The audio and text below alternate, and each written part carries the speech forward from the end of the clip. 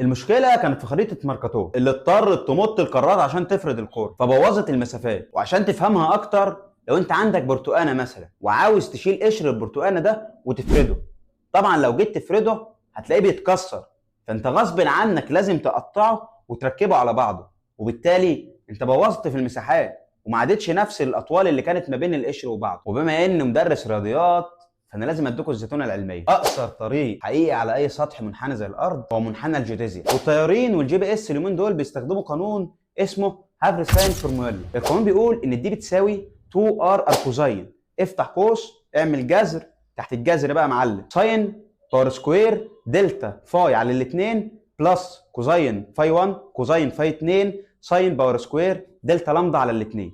القانون ده باختصار كده بيعرفك المسافه ما بين اي نقطتين على كوكب الارض، والدي هي المسافه بين نقطتين، والار هي نصف قطر الارض.